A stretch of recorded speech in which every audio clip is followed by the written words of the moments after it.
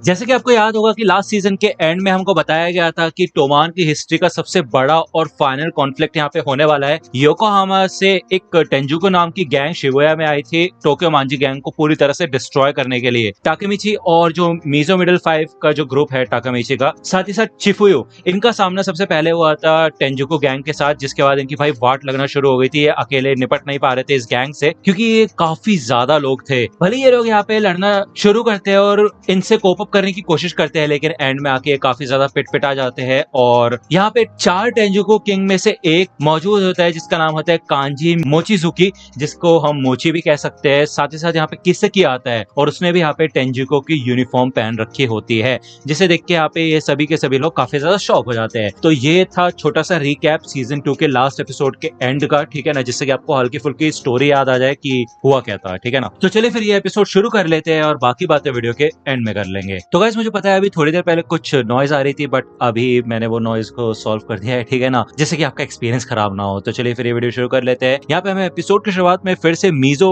Middle 5 gang का scene दिखाया जाता है, यानी कि टाकेमिची के गैंग का सीन दिखाया जाता है। ये सबके सब लोग काफी ज्यादा थक चुके होते हैं इन लोगों से लड़ते लड़ते। टाकेमिची मन में यही कहता है कि मैंने इससे पहले तो कभी भी टेंजुको का नाम सुना ही नहीं था, ये गैंग पहले कभी भी पास्ट का हिस्सा नहीं था, तो ये अब अचानक से कहां से आ गए। जब वो यहाँ पे ये सब सोच ही रहा होता है तभी सामने से किसकी आ जाता है और वो यही कहता है कि मुझे पता है कि तुम्हें समझ नहीं आ रहा होगा कि ये चल क्या रहा है, तो फिर चलो कांटो इंसिडेंट की शुरुआत हो चुकी है। यहाँ पे टाकेमिची को कुछ समझ आता है और कुछ लोगों को पहले से आइडिया था कि ये क्या बात है। ये सेम चीज हमें एपिसोड में आगे क्लियर की जाएगी। टाकेमिची यही कहता है कि मुझे लगता है कहीं ऐसा तो नहीं है। किसी की कहता है कि पहले मैं 3rd डिवीजन का कैप्टन हुआ करता था, लेकिन अब मैं योकोहामा की टेंजुको का जनरल स्टाफ ऑफिसर बन चुका हूँ, टेटा किसेकी। तो टाकेमिची यही कहता है कि क्या मतलब, तुम टोमान से निकले और सीधे इनको जाके ज्वाइन कर लिया तुमने। तो किसेकी यही कहता है कि टाकेमिची मैं अपना खुद का टोमान बनाऊंगा, तुम सोच भी नहीं सकते कि मेरे दिमाग में क्या चल रहा है। एक दिन माइकी के पास कोई चारा नहीं होगा बजाय मेरे को अपनाने के। तो टाकेमिची कहता है कि बोल क्या रहा है और हीरो से इसका मतलब क्या था। तभी पीछे से हानमा आ जाता है और वो किसेकी को बाइक पे बैठा के अपने साथ लेके चला जाता है और किसेकी यही कहता है कि मैं तुमसे फिर से मिलूंगा टाकेमिची। तभी यहाँ पे पीछे से भाई मोची आता है और उसने अपने हाथ में चिफुयो को पकड़ रखा होता है। वो कहता है कि बाकी 4 डिवीजन भी ऐसी बेकार है तुम लोगों की तरह। टोमान की ऐसी तैसी। वो यहाँ पे भाई उठा के फेंकता है चिफुयो को टाकेमिची की ओर और वो यही कहता है अपने साथियों से कि मुझे सुनने में आया शिंजुकू में 2nd डिवीजन के साथ लड़ाई हो रही है, तो मैं वहां पे जा रहा हूँ और तुम लोग इनका खेल खत्म कर दो। हमें टोमान को खत्म करना होगा इससे पहले कि वो कमीना काकुचो इधर आए। इसी वजह से सिर्फ टीम मोचिजुकी को ही सारा क्रेडिट मिलना चाहिए। जिसके बाद यहाँ पे ये चारों तरफ से घेर लेते हैं मीजो मिडिल 5 को, यानी कि टाकेमिची की गैंग को। ये सबके सब काफी ज्यादा डर जाते हैं, सोचते भाई मैंने तो घर पे जाके मांगा पढ़ने का प्लान बनाते, क्या हो कह रहा है, और ये तो फेयर फाइट भी नहीं है भाई, तुम सारे यहाँ पे मिलकर घेर के खड़े हो गए हमें। यहाँ पे इनकी वाट लगने वाली होती है, इनको समझ नहीं आता है क्या करे। लेकिन तभी यहाँ पे ना हो या ब्रदर्स आ जाते हैं और इनको देख के भाई सबकी फट जाती है। लोग भागना शुरू करते हैं, कहते हैं भाई बाइक से उड़ाया जा रहा है हमको, भागो भागो, मरना नहीं है हमको यहाँ पे। तो यहाँ पे इनकी सच में वाट लग चुके होते हैं और भाई किसकी न लगे यार, तुम हाथों से लड़ाई कर लो, ये क्या बाइक की चढ़ा रहे हो, तो फटेगे तो है कि नहीं। यहाँ पे भले कुछ लोग आते हैं अटैक करने के लिए, लेकिन इन दोनों में से एक इनको निपटा देता है। टाकेमिची मन में कहता है कि ये बंदा तो 4th डिवीजन का कैप्टन नाहोया कवाटा है, लेकिन मेरे को तो ऐसा लग रहा था कि नाहोया हमेशा हंसता रहता है, ये चल कह रहा है। तो यहाँ पे नाहोया कहता है कि वो देखो। तो यहाँ पे टाकोया होता है, वो बेहोश पड़ा होता है। नाहोया यही कहता है कि मैंने उसको सड़क पे पड़ा हुआ देखा और मैंने उसे उठा लिया, उसको काफी चोट लगी हुई है, तो तुम उसे जल्दी से जल्दी हॉस्पिटल लेके जाओ, समझे। तो टाकेमिची कहता है हाँ समझ गया। तो नाहोया कहता है कि हाँ मुझे उसकी काफी चिंता हो रही है। तो मन में टाकेमिची कहता है यार दिखने में तो बंदा काफी गुस्सैल लग रहा है, लेकिन दिल का काफी अच्छा है। तो बेसिकली यहाँ पे अब ये डाउट आपका क्लियर होगा, असलियत में ये दोनों ट्विन ब्रदर्स होते हैं, 2 नाहोयास होते हैं, ठीक है ना। भले टाकेमिची की गैंग को ये बात पता होती है, वो ये सब जानते होते हैं टोमान के बारे में, लेकिन टाकेमिची को नहीं पता होता।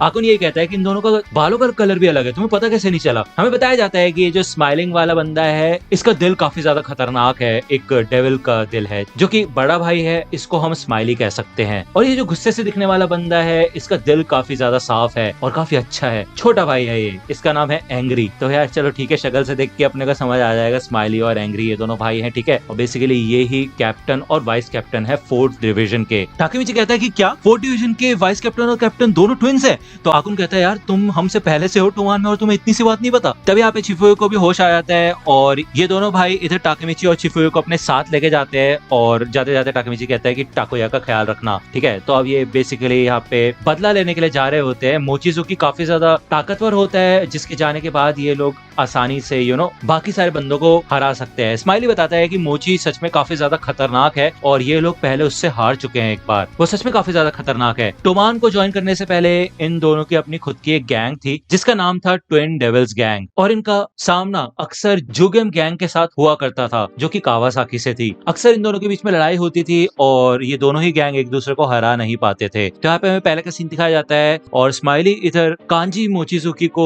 चैलेंज करता है लड़ाई के लिए, जो कि उस समय जुगेम का लीडर हुआ करता था, ठीक है। लेकिन उसके बाद यहाँ पे स्माइली को उसने काफी बुरी तरीके से मारा था, जिसके बाद एंग्री ने भी उसको चैलेंज किया था फाइट के लिए और एंग्री भी हार गया था। तो बेसिकली ये दोनों पहले ही काफी बार हार चुके हैं। तो चिफुयो कहता है कि तुम इतना ज्यादा खुश क्यों हो रहे हो फिर ये सब बताते हुए, यार तुम्हें गुस्सा नहीं आ रहा? तो एंग्री कहता है कि हम ऐसी लड़ाई नहीं लड़ते हैं जिसमें हम आसानी से जीत जाए। तो स्माइली कहता है हाँ बिल्कुल तुम्हारी तरह टाकीमिची। तो आप तो जानते हैं भाई टाकीमिची भी बिना सोचे समझे बस लड़ाई में कूद जाता है, उसको चाहे पता हो या ना हो कि वो जीतेगा या नहीं, ठीक है ना। जब ये लोग यहाँ से जा रहे होते हैं तो इनको टेंजुको के कुछ बंदे दिखते हैं, 2 बंदे दिखते हैं। तो ये लोग साइड में बाइक लगाते हैं और स्माइली और एंग्री दोनों कहते हैं कि हम इनसे पता करके आते हैं कि हाइड आउट कहाँ पे है। ये दोनों जाते हैं भाई बात करने के लिए, लेकिन जाते साथ इनको मारना पीटना शुरू कर देते हैं। इधर टाकीमिची चिफुयो को बताता है कि हे चिफुयो मैंने किसेकी को देखा और मुझे पूरा यकीन है कि इस अटैक के पीछे किसेकी का हाथ है। चिफुयो ये सुन के शॉक हो जाता है और वो कहता है तुम्हें ऐसा क्यों लगता है? तो टाकीमिची बताता है कि मैं इतने समय से एक बात सोच रहा हूँ और मुझे समझ आ चुका है, शायद मैंने ड्रैगन को बचाया तब भी मैं फेल हो गया, किसेकी और ब्लैक ड्रैगन को टोमान से निकाल दिया तब भी मैं फेल हो गया, फिर चाहे मैं कुछ भी कर लूं चीजें कभी भी ठीक हुई नहीं, फ्यूचर एकदम पहले जैसा रहा। मैं ये सोच रहा हूँ कि क्या हो अगर मेरे अलावा भी कोई एक ऐसा इंसान हो जो कि बार बार उस फ्यूचर को चेंज कर देता हो, क्या हो अगर किसी भी टाइम ट्रेवल कर सकता हो। तो ये सुन के पहले चिफुयो को इस बात पे यकीन नहीं होता, लेकिन टाकीमिची ये कहता है कि अगर मैं टाइम ट्रेवल कर सकता हूँ तो ऐसा हो सकता है ना कि और कोई भी कर सकता हो। तो ये सब सोचने समझने के बाद चिफुयो को भी इस बात पे भरोसा हो जाता है। टाकीमिची को पहले ऐसा लगता था कि माइकी के ऊपर काफी ज्यादा बर्डन आ गया था इन सब चीजों का, जिस वजह से वो काफी ज्यादा बुरा बन चुका था, इसी वजह से उसको किसेकी की जरूरत थी, ऐसा टाकीमिची पहले माना करता था। लेकिन नहीं, ऐसा नहीं है। जैसा किसेकी ने टाकीमिची को बताया कि वो अपना खुद का टोमान बनाना चाहता है, तो बस वो अपने हिसाब से चीजें कर रहा है। इसी वजह से आज तक भाई किसेकी किसी ना किसी तरह टाकीमिची को फंसा दिया करता था और हमेशा से ही वो जीतता है। ऐसा लगता है कि टाकीमिची हर बार फेल हुआ है, लेकिन चिफुयो उसको याद दिलाता है कि तुम्हें पता है ना कि फ्यूचर में अब किसेकी मर चुका है, तो वो भी अब वापस नहीं जा सकता बेसिकली। तो अब वो और भी ज्यादा डेस्परेट होगा कि इस बार उसका मिशन सक्सेसफुल हो। यहाँ पे वो थोड़ा चेयर अप करने की कोशिश करता है टाकीमिची को। वो कहता है तुमने मुंह क्यों लटका रखा है, अब यहाँ पे डेटा किसेकी नहीं है, अभी हमें इस टेंजुको इंसिडेंट पे ध्यान देना चाहिए और पता करना होगा कि चल क्या रहा है। जिसके बाद स्माइली और एंग्री आ चुके होते हैं, इन्होंने टेंजुको के हाइडआउट का पता लगा लिया होता है। दूसरी ओर मित्सुया अकेले मोची से लड़ रहा होता है। वो पहचान जाता है इसको कि ये पहले जुगेम गैंग में हुआ करता था। तभी साइड से हाइटानी ब्रदर्स भी आ जाते हैं भाई और पीछे से आके मित्सुया के ऊपर अटैक कर देते हैं। भले आपस में इनकी थोड़ी बहसबाजी होती है। मोची कहता है तुमने मेरा किल क्यों छीना, तो हाइटानी ब्रदर्स ये कहता है कि यहाँ पे रोना बंद करो, इससे कोई फर्क नहीं पड़ता कि किसने किसको मारा, और जिस तरीके की तुम्हारी सोच है इस तरीके से हम टोमान को कभी नहीं हरा पाएंगे। जब उनका ध्यान नहीं है तभी उनके ऊपर अटैक करना होगा, तो चलो आगे बढ़ते हैं। मित्सुया समझ जाता है कि ये सीरियस इंसिडेंट है एकदम, कि ये लोग खुद तो इतने ताकतवर है, साथ ही साथ इन्होंने हाइटानी ब्रदर्स को भी अपने साथ जोड़ लिया है। दूसरी ओर एक और लीडर होता है टेंजुको का, जिसका नाम होता है शियोन मादारामे, और ये 9th जनरेशन के ब्लैक ड्रैगन का लीडर हुआ करता था। तो भाई इन्होंने काफी अच्छी खासी खतरनाक गैंग बना रखे है। इधर पेज आ रहा होता है, उसको भी चारों तरफ से ये टेंजुको के बंदे घेर लेते हैं। और दूसरी ओर हमें यहाँ पे स्माइली, नहायो ब्रदर्स, चिफुयो और टाकीमिची का सीन दिखाया जाता है, जिनको हाइड आउट मिल चुका होता है। और यहाँ पे काफी सारे लोग होते हैं टेंजुको के, तकरीबन 100 लोग तो होंगे ही होंगे। साथ ही साथ यहाँ पे टेंजुको का बिग 4 ब्रॉलर काकुचो भी खड़ा होता है, ठीक है ना, उसको ब्रॉलर भी कह सकते हो तुम लोग। लेकिन जब ये बंदा टाकीमिची को देखता है तो ये थोड़ा शॉक हो जाता है और ये इन सबको कहता है कि यहाँ से बाहर निकलो, मैं इन सबको संभाल लूंगा। जिसके बाद ये सारे के सारे बंदे बाहर चले जाते हैं और काकुचो यही कहता है कि मैं तुम्हारे साथ एक फेयर फाइट करना चाहता था। जिसके बाद यहाँ पे स्माइली आगे बढ़ता है इसकी वाट लगाने के लिए, लेकिन काकुचो यही कहता है कि नहीं, मुझे माफ करना, लेकिन पहला बंदा जिसकी मैं वाट लगाना चाहता हूँ वो है टोक्यो मांजी गैंग का 1st डिवीजन का कैप्टन टाकीमिची हानागाकी। मैंने ऐसा सुना है कि जो 1st डिवीजन का कैप्टन है वो तुम सब में से काफी ज्यादा ताकतवर है, क्यों है ना। तो चिफू कहता है नहीं नहीं ऐसा नहीं है यार, ये बात बिल्कुल भी सच नहीं है, ये बंदा हाथों से नहीं अपने दिल से लड़ता है, ये समझने की कोशिश करो। लेकिन इतने में टाकीमिची आगे बढ़ जाता है, ठीक है, लड़ने के लिए। उसे पता होता है कि यार वो पीछे नहीं हट सकता और उसको ये सारी चीजें खत्म करनी होगी। उसे कोई फर्क नहीं पड़ता कि ये टेंजुको का बिग 4 है या नहीं, लेकिन वो हारेगा तो नहीं, ये तो हम भी जानते हैं पिछले 2 सीजन से, है ना। दूसरी ओर यहाँ पे हमें माइकी का सीन दिखाया जाता है, जो कि टाइयाकी सॉन्ग गा रहा होता है और उसके साथ एक बंदा बैठा होता है, एक नया करेक्टर, ठीक है ना। वो यहाँ से उठता है और जाने लग जाता है। वो कहता है कि तुम्हारी बाइक काफी ज्यादा अच्छी है। माइकी कहता है कि शुक्रिया। ये बंदा अब जाके अपना इंट्रोडक्शन देता है कि इसका नाम है इजाना कुरोकावा। तो बेसिकली इजाना कुरोकावा ही है लीडर टेंजुको गैंग का। वो यहाँ से चले जाता है और दूसरी ओर यहाँ पे हमें फिर से टाकेमिची का सीन दिखाया जाता है। उसे इस बंदे को देख के ऐसा लगता है कि इसने इसको कहीं ना कहीं देखा है, भले ये बंदा काफी ज्यादा ताकतवर होता है, ठीक है ना। टाकेमिची यहाँ पे फुल स्पीड में आगे बढ़ता है इसके ऊपर अटैक करने के लिए और भाई एक मुक्का देके मारता है और भाई ये बंदा उड़ता हो जाता है दूर। भाई काकुचो की तो वाट लग चुकी होती है, जिसे देख के ये सबके सब काफी ज्यादा एक्साइटेड हो जाते हैं, शॉक हो जाते हैं। भाई चिफुए भी काफी ज्यादा एक्साइटेड होता है कि यार तुमने तो यार कमाल कर दिया यार, एक ही मुक्के में उड़ा दिया उसको। लेकिन इसी से उसको एक फ्लैशबैक याद आता है कि बचपन में भी ऐसा सीन हुआ था और काकुचो और कोई नहीं बल्कि उसका दोस्त टाइप हुआ करता था, मतलब बचपन में जानता था टाकेमिची उसको, ठीक है ना। जिसके बाद छूटते साथ वो काकुचो के पास जाता है और कहते हैं हे काकुचैन, तुम यहाँ पे क्या कर रहे हो? मैंने तो तुम्हें पहचाना ही नहीं, कैसे हो तुम बिल्कुल भी नहीं बदले, हमेशा लड़ाई झगड़े में पड़े रहते हो, क्यों, है ना। तो काकुचो कहता है और हाँ तुम हमेशा की तरह कमजोर हो। टाकेमिची कहता है ये तुम्हारे सर पे निशान कैसा है? तो काकुचो कहता है कि चीजें काफी बदल गई है टाकेमिची, तुम मेरे लिए हीरो हुआ करते थे, लेकिन मैं तुमसे एक चीज पूछना चाहता हूँ, ये टेटा किसे किस तरीके का बंदा है और उसको टोमान से बाहर क्यों निकाला गया? तो यहाँ पे टाकेमिची तो काकुचो को सब कुछ बता देता है, लेकिन जब टाकेमिची काकुचो से मदद मांगता है कि वो किसे मिलना चाहता है, वो उससे कुछ पता करना चाहता है, तो काकुचो ये कहता है कि मैं तुम्हारी मदद नहीं कर सकता हूँ क्योंकि अब मेरा हीरो टेंजुको का लीडर इजाना कुरोकावा है। दूसरे शब्दों में कहा जाए तो अब तुम और मैं दुश्मन बन चुके हैं। किससे कि टेंजुको का जनरल स्टाफ ऑफिसर है, तो वो काफी ज्यादा नजदीक है इजाना के, तो अगर तुम उससे मिलना चाहते हो तो तुम्हें अटैक करना होगा। और हाँ टाकेमिची, धोखेबाज से सावधान रहना। टोक्योमांजी गैंग के मीटिंग का सीन दिखाया जाता है और टाकेमिची यहाँ पे इसी बात को सोच के कंफ्यूज होता है कि यार ये चल क्या रहा है, कहीं किसकी इन सब के पीछे फिर से कुछ ना कुछ चाल तो नहीं चल रहा।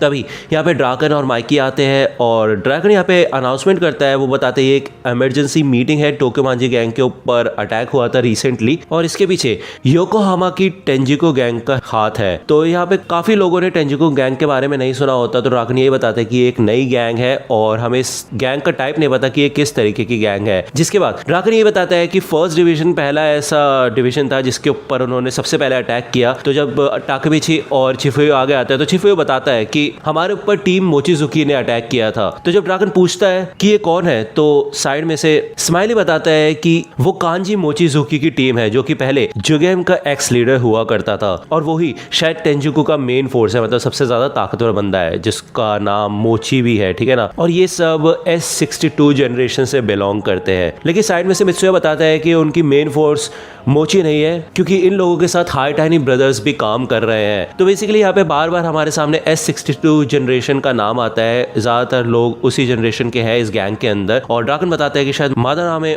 उस तक पहुंच चुका है। तो माइकी इसको देख के शॉक हो जाता है और वो कहता है ये तो वही है जो कि ब्लैक ड्रैगन के 9th जनरेशन का गोस्ट है जिनको हमने हराया था। तो अब इनको ये सब सुन के ये पता चल जाता है कि भाई टोमान का खौफ धीरे धीरे फैल रहा है, जिस वजह से ये सारे लोग भाई टीम अप कर रहे हैं। वो लोग जो कि कभी एक दूसरे के साथ काम भी ना करे वो भी आज के समय पे एक हो चुके हैं टोमान से लड़ने के लिए, ठीक है। लेकिन जिसके बाद भाई माइकी पीछे नहीं हटता, आपको तो पता ही है, आप जानते हो माइकी को, और वो यही कहता है कि हम अब योकोहामा के ऊपर अटैक करेंगे। ये सब देख के टाकेमिची को याद आ जाता है कि भाई किसी की अपनी खुद की एक गैंग बनाना चाहता था और ये सब कुछ जो हो रहा है उसके प्लान के हिसाब से हो रहा है। वो जब ये बात चिफुयो को बताता है तो चिफुयो कहता है कि मेरे ख्याल से तुम्हें फ्यूचर में जाना चाहिए, मुझे पता है तुमने कसम खाई थी कि तुम वापस नहीं जाओगे, लेकिन जब तुम्हें जरूरत है तब तो तुम्हें जाना ही चाहिए, क्यों, है ना। तो टाकेमिची यहाँ से भागना शुरू कर देता है और भाग के वो हीना के घर चला जाता है। वो जब यहाँ पे गेट के पास होता है तभी साइड में से हीना आ जाती है और आपको पता है यार हीना कितनी कॉन्शियस है टाकेमिची को लेके। वो उसको देख के समझ जाती है कि वो लड़के आया है और उसको देख के उसे सब कुछ याद आ जाता है कि उसने क्या क्या वादा किया था, क्या क्या कसमें खाई थी कि वो उसको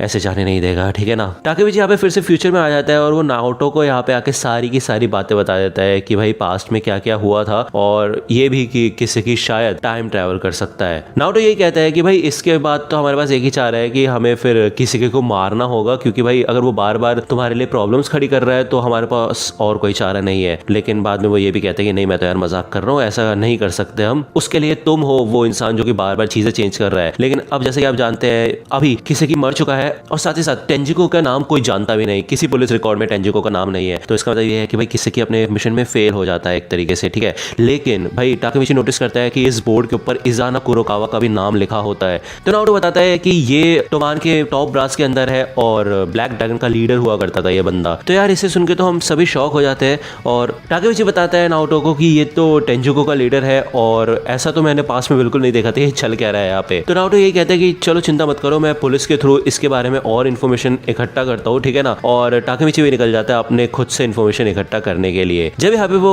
ब्लैक ड्रैगन के बारे में सोच रहा होता है तो उसको इनुपी और कोको याद आता है कि यार वो भी तो ब्लैक ड्रैगन में हुआ करते थे, अब वो लोग क्या कर रहे हैं। भले उन लोगों को भाई फर्स्ट डिवीजन के अंडर रखा गया था, लेकिन नाओटो की लिस्ट में वो अभी तक मरे नहीं थे, तो हो सकता है कि वो उनसे कुछ पता लगा सके। तो वो देखता है कि यहाँ पे वही चर्च होता है जहाँ पे क्रिसमस आर्क हुई थी, यानी कि इन सब लोगों का सामना ब्लैक ड्रैगन से हुआ था, ठीक है ना। साथ ही साथ इन्होंने टाइजू को भी हराया था इधर। तो इधर आके बैठ जाता है चर्च के अंदर टाकेमिची, और वो याद करता है कि यार उसने सब कुछ ठीक किया, उसने यूजुहा को रोका टाइजू को मारने से, ब्लैक ड्रैगन को हरा दिया, साथ ही साथ किसकी को भी टोमान से बाहर निकलवा दिया, लेकिन उसके बाद भी चीजें बिगड़ती ही गई। तो यहाँ काफी ज्यादा परेशान होकर चिल्लाने लग जाता है। तभी साइड से उसको आवाज आती है और वो यही कहता है, बंदा जो भी बैठा होता है यहाँ पे, कि शांत हो जाओ, चिंता मत करो, बस ये दुआ करो कि वो शांत रहे, क्योंकि अब वो मर चुका है, तो मैं उसके बाद से हर रोज इधर आता हूँ। तो बेसिकली हमें यहाँ पे बताया जाता है कि टाइजू का छोटा भाई हकाई यहाँ पे मर चुका होता है और उसकी डेथ हो चुकी होती है। तो टाइजू को देख के तो भाई डर जाता है यार टाकेमिची, भाई हम खुद डर जाते हैं, राक्षस है यार वो, भाई मारपीट शुरू कर देता है और इतना खतरनाक भी है। लास्ट टाइम तो किसी तरह बच गए थे भाई, अब कैसे बचेंगे। एनीवे ऐसा कुछ भी नहीं है। टाइजू यहाँ पे काफी ज्यादा सुधर चुका होता है। आपको पता है पहले जब वो चला गया था घर को छोड़ के, तो उसने ये चीज बताई थी भाई जाते जाते यूजुआ को, है कि नहीं, कि मैं बस तुम लोगों का भला चाहता था,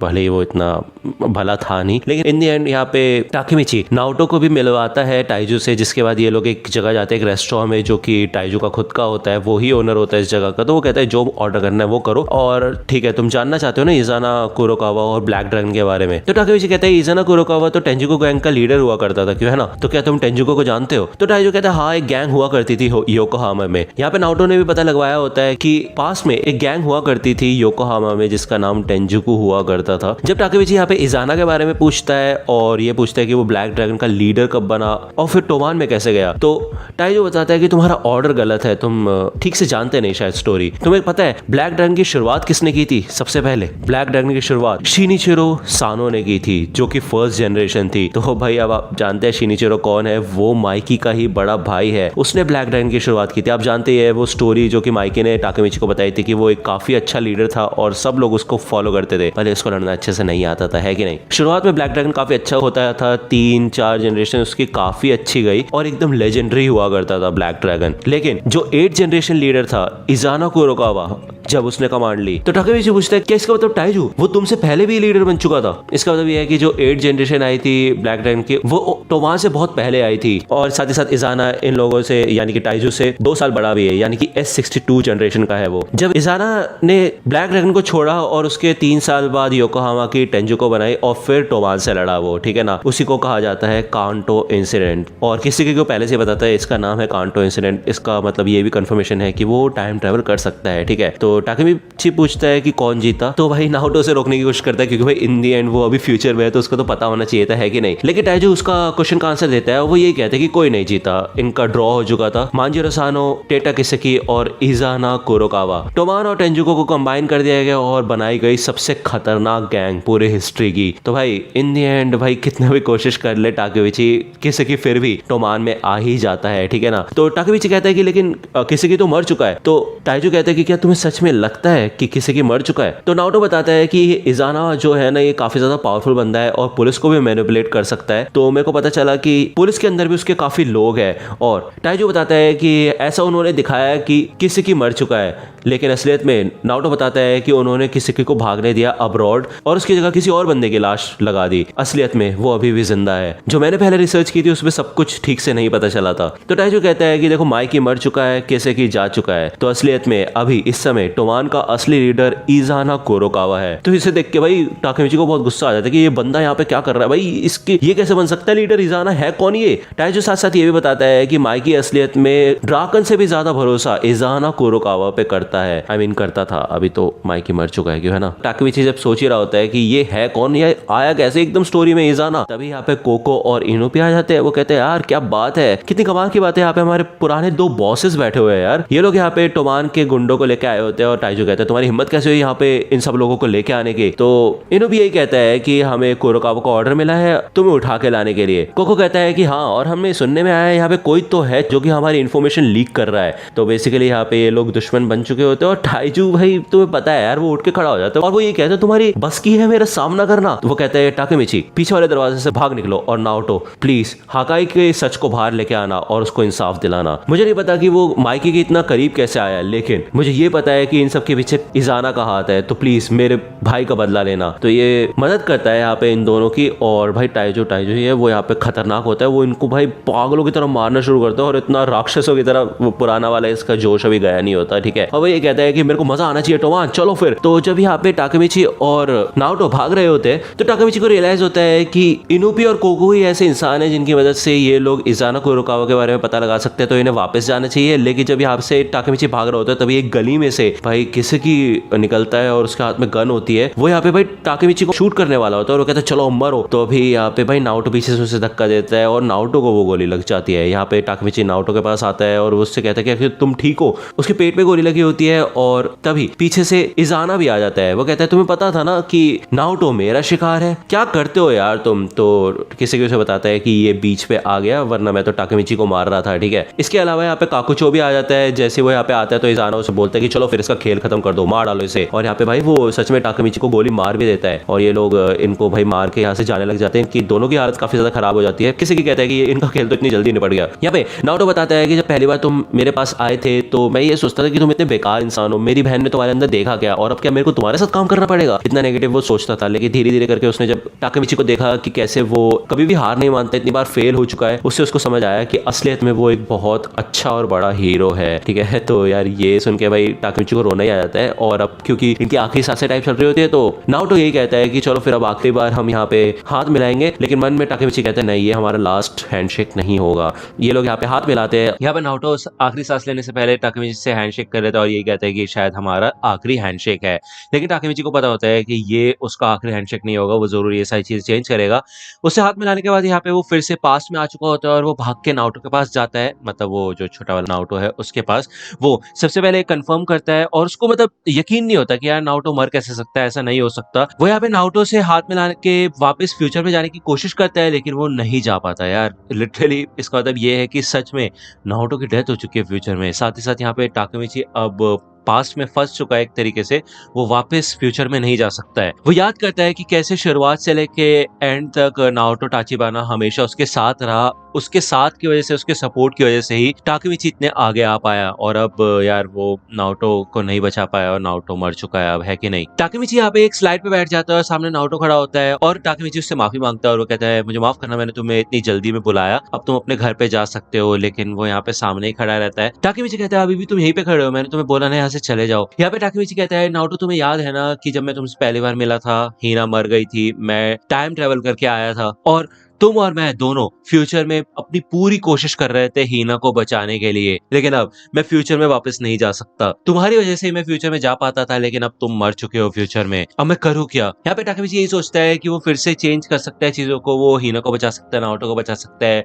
और जब तक वो ये सब ठीक करके दोबारा फ्यूचर में जाएगा तब तक दोबारा कुछ ना कुछ गड़बड़ हो चुकी होगी। तो यहाँ पे वो भाई काफी सारे डिप्रेस होने लग जाता है, उसको काफी बुरा लग रहा होता है। तभी पीछे से हीना आती है और उसको हक कर लेती है एक तरीके से, मतलब उसके ऊपर अपना सर रख लेती है और कहती है आई लव यू। टाकेमिची यहाँ पे शॉक हो जाता है और कहता है क्या तुमने सब कुछ सुन लिया। तो हीना ने यहाँ पे सब कुछ सुन लिया होता है, वो टाकेमिची गलती से उसको नाओटो समझ बैठता है और सामने एक्चुअली हीना खड़ी होती है, ठीक है ना। नाओटो पहले ही जा चुका होता है। हीना उससे पूछती है कि तुम अस्तित्व में हो कितने साल के, तो टाकेमिची बताता है कि वो 26 का है। और हीना पूछती है उससे कि क्या तुमने मुझे फ्यूचर में कभी भी प्रपोज किया। तो टाकेमिची कहता है कि नहीं, अभी तक तो एक बार भी नहीं किया, मैंने एक्चुअली ये सोचा था कि हम दोनों शादी करेंगे। तो हीना कहती है कि क्या ये प्रपोजल था। तो टाकेमिची कहता है हाँ। तो इसके बाद यहाँ पे हीना यही कहती है कि फिर तो मैं खुशी खुशी मर सकती हूँ। तो इसके बाद तो यार टाकेमिची रोने लग जाते हैं, काफी इमोशनल सीन होता है, ठीक है ना। यहाँ पे ऑलमोस्ट सुबह हो चुकी होती है और हीना यहाँ से जाने लगती है। टाकेमिची उससे पूछता है कि क्या तुमने वो सारी बातें सुनी, फ्यूचर वगैरह का जो भी बोला था मैंने। तो हीना कहती है ना, मैंने कुछ नहीं सुना, बाय बाय। तो वो यहाँ से चली जाती है। जिसके बाद यार हीना से बात करके उसको काफी ज्यादा मोटिवेशन फील होती है और टाकेमिची को पता होता है उसको काफी सारी चीजें करनी है। उसका ये फायदा हुआ है कि फ्यूचर में जाने के बाद उसको पता चल चुका है कि उसका असली दुश्मन इजाना कुरोकावा है, जो कि पिछले किसी भी फ्यूचर में नहीं था। उसी की वजह से माइकी बुरा बन गया और इन सब के पीछे किसकी का हाथ है, ठीक है ना यार। किसकी तो मतलब क्या बोलो यार, मैं मेन ही है, एक तरीके से जड़ है सारी मुसीबतों की, कह सकते हैं हम, है ना। ताकमिची भागता है यहाँ से और वो ये कहता है मुझे नहीं पता कि किसकी टाइम में ट्रेवल कर सकता है या नहीं, लेकिन जैसे कि आपको याद होगा टाइजो ने बताया था कि माइकी ड्राकन से भी ज्यादा भरोसा इजाना कुरोकावा पे करता था। तो ये बात यहाँ पे उसको पता लगानी होती है। जब वो यहाँ से भाग रहा होता है तो सामने से उसको ड्रैगन जाता हुआ दिखता है और ड्रैगन उसे देख के रुक जाता है और कहता है हे ताकेमिची, इतने सुबह सुबह कहाँ भाग रहे हो तुम। दूसरी ओर हमें यहाँ पे माइकी के घर का सीन दिखाया जाता है। एमा यहाँ पे ब्रेकफास्ट बना रही होती है और माइकी यहाँ पे नींद से उठ के आता है, वो भी उसके ग्रैंडपा उठाते हैं उसको। जब ये लोग नाश्ता करने के लिए बैठते हैं तो एक टॉवल होती है माइकी के हाथ में जो कि काफी पुरानी और गंदी होती है। एमा उसे फेंकने के लिए कहती है लेकिन माइकी कहता है नहीं, ये मेरी जिंदगी है। तभी यहाँ पे बेल बजती है और ड्रैगन और ताकेमिची इधर आ चुके होते हैं। ड्रैगन कहता है कि मैं यहाँ पे आ चुका हूँ और मैं ताकेमिची से भी मिला रास्ते में, तो क्या हम तुम्हारे कमरे में जाएं। तो बेसिकली माइकी कहता है हाँ ठीक है, तुम मेरे कमरे में जाके बैठ सकते हो, कोई दिक्कत वाली बात नहीं है।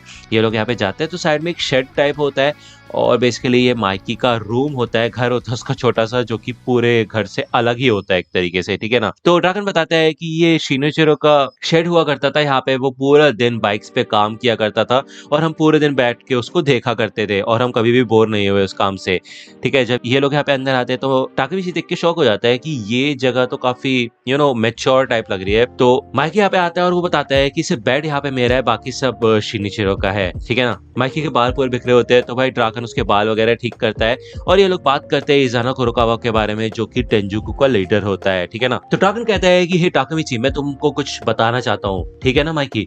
तो माइकी कहता है हाँ बता दो। तो ड्रैगन बताता है कि माइकी का भाई शिनिचिरो वही वो इंसान है जिसने ब्लैक ड्रैगन की शुरुआत की थी, वही पहला लीडर था। ताकेमिची कहता है ओह अच्छा। तो ड्रैगन कहते क्या तुम्हें इस बात को सुन के शौक नहीं लगा। तो ताकेमिची यहाँ पे मन में कहता है अरे यार ये तो मेरे को फ्यूचर में पता चला था, मैं शौक क्यों नहीं हुआ। मतलब बेसिकली उसने एक्टिंग भी नहीं की शौक होने की, उसको सारी इन्फॉर्मेशन पता है तो यार वो क्या क्या याद रखे है कि नहीं, फ्यूचर भी पास्ट भी सब याद रखना थोड़ा मुश्किल तो है। तो कहते हैं कि नहीं नहीं मैं शौक तो हुआ था, बस ये है कि मैं बोल ही नहीं पाया, इतना शौक हो गया मैं। ड्रैगन बताते हैं ये बात सिर्फ मुझे, माइकी और बाजी को पता थी, ओके, और किसी को नहीं। जब हमने ब्लैक ड्रैगन के साथ लड़ाई में काजुटोरा की मदद की थी तो हमें पता था कि इस बात से टोमान के मेंबर्स को काफी फर्क पड़ेगा। माइकी बताता है कि जब हमारी लड़ाई ब्लैक ड्रैगन के 9 जनरेशन से होने वाली थी तो मैंने अपने भाई से बात की थी। तो यहाँ पे हमें पहले का सीन दिखाया जाता है जब माइकी इधर शिनिचिरो के पास आता है और शिनिचिरो ये कहता है कि अच्छा तो तुम अब ब्लैक ड्रैगन से लड़ाई करोगे।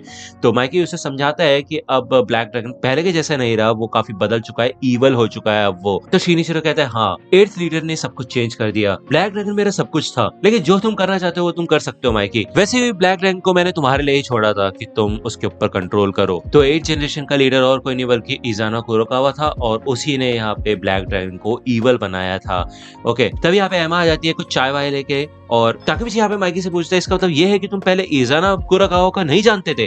तो एमा कहती है कि वो तो मेरा बड़ा भाई है। तो ये लोग ये सुन के शौक हो जाते हैं, कहते क्या कौन है बड़ा भाई तुम्हारा। तो एमा बताती है कि जैसे मैंने कहा मेरा बड़ा भाई है वो इजाना कुरोकावा। तो ये लोग यहाँ पे सोच में पड़ जाते हैं। तो यहाँ पे हमें पहले का सीन दिखाया जाता है जहाँ पे भाई एमा काफी छोटी थी और इजाना उसका भाई है, ठीक है ना।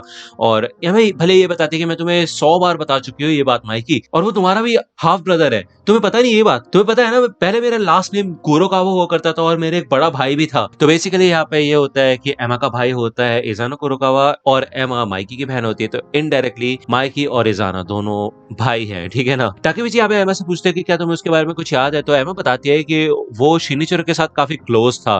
तो वो यहाँ पे जाती है और एक टेन का बॉक्स लेके आती है जो कि शिनिचिरो के सामान के साथ मिला था। इस बॉक्स के अंदर काफी सारे लेटर्स होते हैं और इन सभी लेटर्स के पीछे भाई इजाना होता है, मतलब ये सारे के सारे लेटर्स इजाना ने लिखे होते हैं। और एमा कहती है ऐसा लगता है कि इन दोनों की काफी अच्छी खासी बनती थी। तो ड्रैगन यहाँ पे थोड़ा सा नर्वस होता है और वो कहते हैं नहीं ज्यादा अच्छी नहीं बनती थी, ये शब्द यूज नहीं करेंगे हम, ये तो उससे ज्यादा है भाई, डरा देने वाला। तो भाई यार एक लड़का दूसरे लड़के को कितने ही लेटर लिख लेगा भाई। इसको देख के शौक होते हैं, सारे लेटर्स पढ़ना शुरू करते हैं।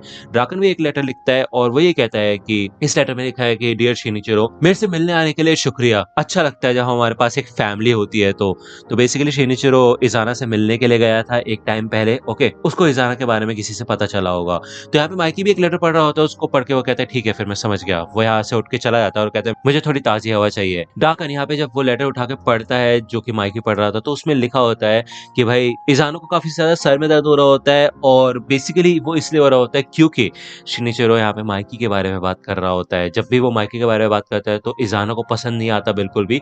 तो वो इस लेटर में ये लिखता है कि अब आगे से मेरे को माइकी के बारे में कुछ भी मत बताना। एमा यहाँ पे सोचती है कि इज़ानो को भी फैमिली की जरूरत थी, भले एमा को तो ये वाली फैमिली मिल गई थी लेकिन इज़ानो को कोई भी नहीं मिला था, वो बिल्कुल अकेला था। जिसके बाद यहाँ पे एमा चली जाती है और ड्रैगन बताता है कि इज़ानो कुरोकावा को उसकी फैमिली से निकाल दिया गया था और शिनिचिरो ही पहला इंसान था जो कि उससे मिलने गया, जिसने उसको सपोर्ट किया। तो वो माइकी के बारे में कैसा सोचता। तो टाकेमिची में ये कहता है ये तो बात है, वैसे इज़ाना ने ब्लैक ड्रैगन के ऊपर कंट्रोल किया शिनिचिरो की जगह, लेकिन अगर उसको बताया जाता कि ब्लैक ड्रैगन तो माइकी के लिए था तो उसको कैसा महसूस होता। तो बेसिकली ये तो नॉर्मल सी बात है कि इज़ाना यहाँ पे शिनिचिरो के साथ काफी क्लोज था और वो काफी ज्यादा जेलस फील करता था माइकी से, और उससे नफरत भी करता था बहुत ज्यादा क्योंकि उसके पास इतना अच्छा भाई है कि नहीं। ड्रैगन बताता है कि जो ब्लैक ड्रैगन का 9th जनरेशन का लीडर था शियोन माडारा में, उसने हमें ये बताया था कि वो लोग 8th लीडर की जो विश है उसको पूरा करेंगे, यानी कि माइकी और टोक्यो मांजी गैंग को कुचल के रख देंगे। तो यही सीन है, ठीक है ना। ये लोग इज़ाना कुरोकावा के भी पीछे थे, यानी कि उसके साथ थे, जो कि वो चाहता था। और अब क्योंकि शिनिचिरो जा चुका है तो इज़ाना ने अपनी खुद की गैंग बना ली है टेंजुको, और अपने पूरे प्लान को वो एक्शन में लेके आ चुका है माइकी को हराने के लिए, ठीक है ना। तो अब आपको हिस्ट्री पूरी पता चल चुकी है। जिसके बाद यहाँ पे टाकेमिची अपने घर आ चुका होता है, यहाँ पे चिफुयु भी होता है, वो उससे बात करता है, सारी की सारी चीजें वो उसको बता देता है। साथ ही साथ वो ये कहता है कि मैं तुम्हारे ऊपर काफी ज्यादा भरोसा करता हूँ, इस वजह से मैंने तुम्हें ये सारी बातें बताई थी, लेकिन अब आगे से मैं अकेले काम करूंगा क्योंकि अब मैं फ्यूचर में वापस नहीं जा सकता। तो मैं चाहता हूँ कि मैं सब कुछ अपने हिसाब से करूँ और मैं तुम्हें इन सब चीजों में नहीं घसीटना चाहता। टेंजुको और टोमान की जो लड़ाई होने वाली है, इनका कॉम्प्रोमाइज हो जाएगा और माइकी इन सब का इंचार्ज बन जाएगा, जिसके बाद माइकी के ऊपर काफी प्रेशर पड़ेगा और वो किसकी और इज़ाना के ही हाथ में जाके गिरेगा, ठीक है यार। तो इसके बाद टाकेमिची यही डिसाइड करता है कि वो किसकी और इज़ाना दोनों के दोनों को मार डालेगा। वो यही कहता है कि ये मेरी पर्सनल फाइट है, लेकिन चिफुयु कहता है कि फर्स्ट डिवीजन का क्या होगा, वो लोग भी तो है ना, तुम एक कैप्टन हो, और जब तुमने मुझे यहाँ पे बुलाया तो मैंने उन सबको भी यहाँ पे बुला लिया था टाकेमिची। और जैसा तुम सोच रहे हो कि दो भाइयों के बीच की लड़ाई है, ऐसा कुछ भी नहीं है। शिनिचिरो ने इतने कमाल की गैंग की शुरुआत की, जिसके बाद इज़ाना ने उसको बुरा बना दिया, माइकी ने उनको हरा दिया, और उसी वजह से टोमान की शुरुआत हुई थी, और तभी मैं बाजी से मिल पाया। तो ये जो दो भाइयों की लड़ाई है, इससे पूरे टोमान को फर्क पड़ता है, इस वजह से तुम इसमें अकेले नहीं हो, फर्स्ट डिवीजन भी तुम्हारे साथ है और ये कैप्टन की रिस्पॉन्सिबिलिटी है।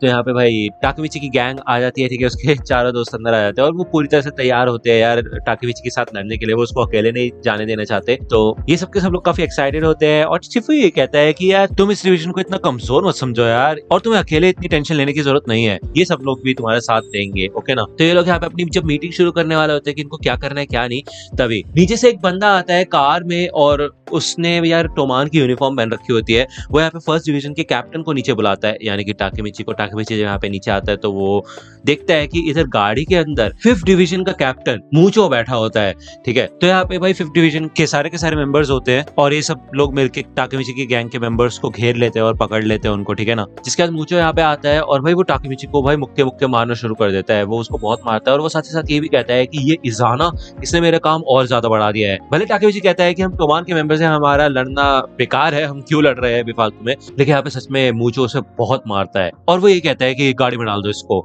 जिसका यहाँ पे टाकेमिची एक अंधेरी सी जगह में होता है, वो सोचता है कि वो कहाँ पे है, तभी मूचो इधर आता है और वो कहता है कि सारे के सारे दोषी यहीं पे है। तो टाकेमिची जब अपनी आंखें खोलता है तो सामने इनोबी और कोको होते हैं, और उनको भी बहुत बुरी तरह से मारा गया होता है, और उनको साथ साथ चेयर से बांध रखा होता है, साथ ही साथ टाकेमिची को भी बांध के नीचे ही फेंक रखा होता है, और वो यही सोचता है कि ये दोनों यहाँ पे क्या कर रहे हैं। टाकेमिची इन दोनों को देख के यही सोच रहा होता है कि ये दोनों यहाँ पे क्या कर रहे हैं। तो भाई मूचो यहाँ पे आता है और वो बताता है कि 5th डिवीजन का टोमान के अंदर एक काफी स्पेशल रोल है, सिर्फ यही एक टीम है जो कि टोमान के अंदर एक दूसरे से लड़ाई कर सकते हैं, क्योंकि इनका यही काम है। मूचो यही कहता है कि तुम्हें याद है जब कियोमासा तुम्हें जान से मारने वाला था, उसी समय माइकी और ड्राकन वहां पे पहुंच गए एकदम सही समय पे। तुमने कभी सोचा ऐसा क्यों हुआ? ऐसा मेरी वजह से हुआ। जब भी टोमान के अंदर कोई धोखाधड़ी करता है तो मैं लीडर को बता देता हूँ, और कई केसेस में मैं सबसे पहले उनको सजा देता हूँ, उसके बाद बताता हूँ। मैं सारे कैप्टन में से सबसे बेस्ट फाइटर हूँ, इसलिए माइकी ने मुझे ये स्पेशल पोजीशन दी है। तो ये सब सुन के टाकेमिची टाकेमिची थोड़ा कंफ्यूज हो जाता है और वो कहता है कि क्या ये स्पेशल पोजीशन, इसका मतलब ये है कि मूचो अच्छा बंदा है जो कि टोमान की मदद करना चाहता है। दूसरी ओर इधर हमें एमा का सीन दिखाया जाता है और वो इधर जब शिनिचिरो के लेटर्स देखती है तो उसको अपना बचपन का सीन याद आता है जब यहाँ पे इजाना को फॉस्टर होम भेजा जा रहा होता है। भले एमा को भी उसके साथ चलना होता है लेकिन भाई यार ऑब्वियस सी बात है सिर्फ इजाना को यहाँ पे भेजा जा रहा होता है, जिसके बाद यहाँ पे ये दोनों भाई बहन अलग हो चुके होते हैं। जाते जाते इजाना यही कहता है कि एक ना एक दिन मैं तुम्हें लेने जरूर आऊंगा। यहाँ पे हमें फिर से अभी का सीन दिखाया जाता है और वो अपने दूसरे बड़े भाई को याद करती है जो कि इजाना ही होता है, ठीक है ना। यहाँ पे हमें फिर से टाकेमिची का सीन दिखाया जाता है और मूचो बैठता है और वो कहता है कि मेरा मोटो है जिन पे भी शक है उनको सजा देना। टाकेमिची यहाँ पे यही पूछता है कि तुम्हें क्या लगता है कि मैंने कुछ किया है, तुम्हें मेरे ऊपर किस बात का शक है। तो इनुबी कहता है कि ऐसे इसलिए है क्योंकि मेरा और इजाना का पहले कुछ नाता था, क्यों है ना। तो जैसे कि आप जानते होंगे शायद इनुबी 8th जनरेशन के ब्लैक ड्रैगन के अंदर था जब इजाना ब्लैक ड्रैगन का लीडर हुआ करता था, वो उसके काफी ज्यादा करीब था और अब फाइनली वो टोमान के फर्स्ट डिवीजन के अंदर है। इनुबी यही कहते हैं कि फर्स्ट डिवीजन ने हमें धोखा दे दिया जो कि टेंजुको का स्पाई है, इन सब के पीछे और कोई नहीं बल्कि मास्टरमाइंड टाकेमिची हानागाकी है। क्यों तुम ऐसे कहना चाहते हो मूचो, है ना। जिसे सुन के यहाँ पे मूचो खड़ा हो जाता है और टाकेमिची उनमें कहता है कि भाई ये बंदा मेरे को फंसाने की कोशिश कर रहा है, क्या बकवास कर रहा है ये। जब मूचो इधर टाकेमिची की ओर बढ़ना शुरू करता है तो कोको उसको रोक देता है और वो कहता है कि तुम गलत हो, टाकेमिची धोखेबाज नहीं है। तो इनुबी कहता है हाँ, ना ही टाकेमिची, ना ही मैं, ना ही कोको, हमने ऐसा कुछ भी नहीं किया है टोमान को धोखा देने के लिए, तो चलो अपने घुटनों पे बैठ जाओ और भीख मांगना शुरू करो। तो मूचो कहता है तुम गलत समझ रहे हो, ऐसा कुछ भी नहीं है, मैंने तुम्हें अपने स्पेशल रोल के बारे में इसलिए नहीं बताया था। तो बेसिकली कोको बताता है कि S62 के घोस्ट ने अपना काम शुरू कर दिया है। हमें बताया जाता है कि ये बंदा मूचो इजाना का काफी अच्छा खासा दोस्त हुआ करता था पहले। ये 6 के 6 लोग रिफॉर्म स्कूल में मिले थे और मूचो भी इसी जनरेशन का पार्ट है जैसे कि इजाना है। मूचो बताता है कि जब इजाना पावर में आया तो उसका पाथ डिसाइड हो चुका था, उसे पता था कि उसे क्या करना है। तो कह सकते हैं कि मूचो टेंजुको के फाउंडिंग मेंबर्स में से एक है। तो यहाँ पे टाकेमिची याद करता है कि जब टेंजुको गैंग ने पूरे टोमान के ऊपर हमला किया था तो भाई सब पिट के खड़े हुए थे, लेकिन सिर्फ और सिर्फ 5th डिवीजन ऐसा था जिनके ऊपर कोई भी हमला नहीं हुआ था, ठीक है ना। उसके बाद उसको काकुचैन की बात याद आती है जहाँ पे उसने उसको बताया था कि भाई धोखेबाज से संभल के रहना, जिसका मतलब ये है कि भाई मूचो ही वो धोखेबाज है। ओके, टाकेमिची पूछता है कि क्या तुम माइकी को धोखा दोगे, तुम टोमान को धोखा दोगे। मूचो कहता है कि अगर मैं माइकी से पहले मिल लिया होता तो चीजें अलग होती, लेकिन अब इजाना फिर से लीडर बन चुका है और तुम सब मेरे दुश्मन हो, इस वजह से तुम यहाँ पे मरोगे। मूचो कहता है कि वैसे मेरा एक रीजन है, मैं तुम तीनों को यहाँ पे पकड़ के लेके आया हूँ। तो सीशु इनुई और हाजिमे कोकोनोई, तुमने हानागाकी के डिवीजन को क्यों ज्वाइन किया, जिससे कि तुम्हारा इस्तेमाल ना हो। इनुई, तुमने उसकी ताकत का इस्तेमाल करके ब्लैक ड्रैगन को फिर से खड़ा किया, क्यों है ना। और उसके बदले में टाइजू ने हाजिमे कोकोनोई को ब्लैक ड्रैगन के अंदर शामिल किया। तो यार ठीक है, मैं वर्ड टू वर्ड आपको नहीं बताता, मैं आपको एक प्रॉपर समरी देता हूँ इस चीज की। टाइजू ने कोको को ब्लैक ड्रैगन के अंदर इसलिए शामिल किया क्योंकि कोको काफी ज्यादा जीनियस है पैसा बनाने में, और इसी वजह से इजाना भी अब इसी पावर का इस्तेमाल करना चाहता है कोको की, ठीक है ना। कोको के दिमाग में काफी सारे आइडियाज है पैसे कमाने के, और इसको सुन के टाकेमिची समझ जाता है कि जो फ्यूचर वाला टोमान है उसमें कोको शामिल था, और इसका मतलब ये है कि कोको ही वो इंसान है जो कि सारा पैसा लाता था टोमान के अंदर। इवन प्राइवेट मीटिंग में जब टाइजू के साथ ये लोग बैठ के बात कर रहे होते हैं तो टाइजू छूटते साथ ही कोको को यही कहता है कि तुम अभी भी टोमान के वॉलेट हो, क्यों है ना। अब दिक्कत वाली बात यह है कि जो कोको है वो सिर्फ और सिर्फ इनुपी की बात मानता है, और इसी वजह से मूचो यहाँ पे टाकेमिची और इनुपी को लेके आया है जिससे कि वो इन दोनों को मार सके, और उसके बाद कोको के पास ना ही इनुपी बचेगा और ना ही फर्स्ट डिवीजन, तो उसके पास और कोई चारा नहीं होगा बजाय इजाना को ज्वाइन करने के, ठीक है ना। मूचो बताता है कि इजाना कोकोनोई के पैसे कमाने के स्किल, किसकी के दिमाग और माइकी की ताकत, हर चीज का इस्तेमाल करना चाहता है, और इन सब का इस्तेमाल करके वो सबसे खतरनाक और सबसे ताकतवर क्राइम सिंडिकेट बनाएगा जैसा कि किसेकी चाहता था, ठीक है। तो भाई इन दी एंड होगी तो भाई किसेकी की ही, ठीक है ना। जो वो चाहता है वही होगा। अलग ही है यार ये बंदा सच में। मुझे ये कहता है अब हम कोई बच्चे नहीं रहे, अब हम 18 साल के हो गए हैं S62 के सारे मेंबर्स, तो अब हम बिजनेस पे ध्यान देंगे। तो बताओ मेरे को कोको क्या चाहते हो तुम। तो यहाँ पे टाकेमिची को काफी गुस्सा आता है और वो उठ के खड़ा होता है और वो यही कहता है कि इस कमीने की बात बिल्कुल भी मत मानना, तुम्हें इसकी बातों का जवाब देने की बिल्कुल जरूरत नहीं है। अभी तक हम हार रहे थे, लेकिन यहाँ पे वो मन में यही कहता है कि वो कोको को ऐसे जाने नहीं दे सकता अब उसको, क्योंकि पता चल चुका है कि कोको का जो स्किल है पैसे कमाने का, इससे काफी ज्यादा हेल्प मिलेगी गैंग को, और वो ऐसे ही उसको जाने नहीं दे सकता टेंजिको में। इस वजह से वो यही कहता है कि मैं मरते दम तक खड़ा रहूंगा और उसको प्रोटेक्ट करूंगा, फिर चाहे मैं जीत पाऊं या ना जीत पाऊं उससे कोई फर्क नहीं पड़ता। जिसको सुन के यहाँ पे इनुबी को भाई शिनिचिरो याद आता है, और इधर टाकेमिची फिर से लड़ने के लिए तैयार होता है, लेकिन लेकिन भाई क्या ही लड़ेगा, उसके हाथ पैर तो बंधे पड़े हैं, तो वो बस पिटता है यहाँ पे। वो भले कसम खाता है कि वो पीछे नहीं हटेगा, जिसके बाद यहाँ पे भाई हमें थोड़ी देर बाद का सीन दिखाया जाता है और यहाँ पे टाकेमिची और इनोबी दोनों के दोनों कचरे में पड़े होते हैं, इनमें से बदबू आ रही होती है। वो याद करता है कि भाई मूचो ने उसको काफी मारा था, जिसके बाद भाई इनोबी भी उठ के खड़ा होता है टाकेमिची को बैकअप देने के लिए, लेकिन ये दोनों भाई बहुत बुरी तरह से पिटते हैं। इन दोनों को पिटता हुआ देख के भाई कोकोरो काफी ज्यादा डर जाता है कि भाई ये तो इनको जान से मार डालेगा, जिसके बाद वो मान जाता है यार टेंजुको में जाने के लिए, ठीक है। और वो यही कहता है जो तुम बोलोगे मैं वो करूंगा। टाकेमिची इनोबी को अपने पीठ पे बिठा के ले जा रहा होता है और इनोबी यही कहता है मुझे माफ करना, मैं बिल्कुल भी मदद नहीं कर पाया और कोको को भी नहीं बचा पाया। तो टाकेमिची कहता है चिंता मत करो, ऐसा तो है नहीं कि वो कोको को जान से मार डालेंगे, उन्हें उसकी जरूरत है। सच बताओ तो मैं तुम्हें बहुत गलत समझता था, मुझे लगता था तुम भी टेंजुको के बंदों की तरह एकदम बेकार हो, लेकिन तुमने मेरा साथ दिया और तुम दोनों काफी अच्छे बंदे हो और साथ ही साथ तुम मेरे दोस्त भी हो। तो चिंता मत करो इनोबी, मैं कोई ना कोई रास्ता निकालूंगा उसे बचाने का और उसको वापस लेके आने का। तो यहाँ पे भाई इनोबी हंसता है और कहता है अच्छा ऐसे तुम करोगे कैसे? तो टाकेमिची कहता है हाँ तुम हंस क्यों रहे हो, कोई प्लान बनाएंगे यार, मैं सीरियस हूँ। तो इनोबी कहता है ठीक है फिर मेरे को नीचे उतारो और मेरे साथ चलो। तो यहाँ पे हमें दिखाया जाता है एक जानी पहचानी जगह, इसके बारे में मैं आपको थोड़ी देर बाद बताऊंगा कि क्या जगह है। ये दोनों यहाँ पे अंदर आते हैं और इनोबी बताता है कि ये हमारा हाइड आउट है और इधर काफी तेल वगैरह की स्मेल आ रही होती है, ये लोग फर्स्ट एड वगैरह करते हैं। इनोबी कहता है कि मैं ब्लैक ड्रैगन को रिवाइव करना चाहता था और मेरे मन में सिर्फ और सिर्फ एक गोल था, पूरे समय कोको मेरे साथ रहा, फिर चाहे मैं कितना भी बेकार था उसने हमेशा मेरा साथ दिया, मैं उसके लिए मर भी सकता हूँ। यहाँ पे वो नीचे झुकता है और वो यही कहता है मैं अपनी पूरी जिंदगी तुम्हारे हाथों में रखता हूँ, प्लीज ब्लैक ड्रैगन को संभाल लो हानागाकी, क्या तुम ब्लैक ड्रैगन के 11th लीडर बन सकते हो हानागाकी, प्लीज कोको को बचा लो, हम सबको बचा लो।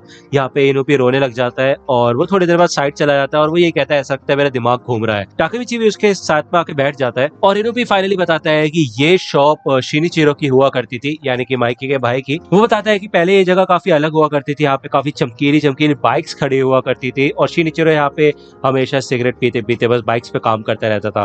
भले आसपास कितना पेट्रोल और गैस हुआ करती थी लेकिन फिर भी वह सिगरेट नहीं छोड़ता था। बाकी सारे सीनियर्स भी यहाँ पे आते थे जो कि काफी कूल लगते थे और वो शिनिचिरो को अपना हीरो मानता था। इसी वजह से इनोबी के लिए ब्लैक ड्रैगन गैंग काफी ज्यादा इंपॉर्टेंट है। वो ब्लैक ड्रैगन को बिल्कुल पहले की तरह बनाना चाहता है जैसे कि शिनिचिरो के टाइम में हुआ करती थी। इस बाइक शॉप में सारे के सारे लोग इकट्ठा होते थे और पहले की बातें किया करते थे और फिर हंसते थे जो भी चीजें उन्होंने की थी उसको सोच के। इनोबी बताता है कि उसने 8th जनरेशन के ब्लैक ड्रैगन को ज्वाइन किया था जब इजाना कुरोकावा इंचार्ज था और इसी गैंग में सारे के सारे काले काम होना शुरू हुए, चोरी डकैती ड्रग्स वगैरह सब कुछ, हर जगह मारपीट होते रहती थी सिर्फ। और थोड़े समय बाद भाई जो ओरिजिनल गैंग हुआ करती थी ब्लैक ड्रैगन की वो पूरी तरह से बदल गई और इस सब के चक्कर में इनोबी भी काफी ज्यादा इन्फ्लुएंस हो गया था और उसे जेल में भेज दिया गया। जब वो बाहर निकला तो ब्लैक ड्रैगन को हरा दिया गया था, जिसके बाद उसे ऐसा लगा कि नहीं ब्लैक ड्रैगन को खत्म नहीं होने दे सकते, जिसके बाद वो टाइजू शिबा के पास गया ब्लैक ड्रैगन को फिर से रिवाइव करने के लिए और उसके बाद की स्टोरी हम सब जानते ही है, ठीक है ना। इनोबी यही सोचता है कि पता नहीं वो कर क्या रहा था और टाकेमिची कहता है कि मैं समझ सकता हूँ तुम्हारी बात, मैं भी किसी को बचाने की काफी कोशिश कर रहा हूँ और मुझे पता है तुम्हें कैसा महसूस हो रहा होगा। तो इनोबी मैं टोक्यो मांजी गैंग के 1st डिवीजन का कैप्टन तो हो ही और साथ ही साथ मैं ब्लैक ड्रैगन के 11th जनरेशन का लीडर बनने के लिए तैयार हूँ। मैं कोको को वापस लेके आऊंगा, किसी को तबाह कर दूंगा और साथ ही साथ इजाना को भी, हम मिलके टेंजुको को कुचल के रख देंगे। तो यहाँ पे ये दोनों हैंडशेक करते हैं और इनोबी कहता है कि अब मेरी जिंदगी तुम्हारी है। यहाँ पे हमें एमा के बचपन का सीन दिखाया जाता है जब वो काफी छोटी हुआ करती थी। तो उसकी मॉम यहाँ पे उससे यही कहती है कि मेरे को कहीं पे जाना होगा, इसी वजह से मैं चाहती हूँ कि तुम अपने ग्रैंडपा के साथ रहो। भले एमा अपनी मॉम से पूछती है कि आप वापस कब आएंगे, तो वो कहती है कि जब मेरा काम खत्म हो जाएगा तब मैं वापस आ जाऊंगी। तो एमा मन में यही सोचती है कि यार उस दिन उसकी मॉम काफी ज्यादा तैयार होके जा रही थी, उनके लिप्स काफी लाल लग रहे थे और साथ ही साथ उनकी ड्रेस वगैरह काफी अच्छी थी और उनमें से स्मेल भी काफी अच्छी आ रही थी, खुशबू आ रही थी फ्लावर्स की,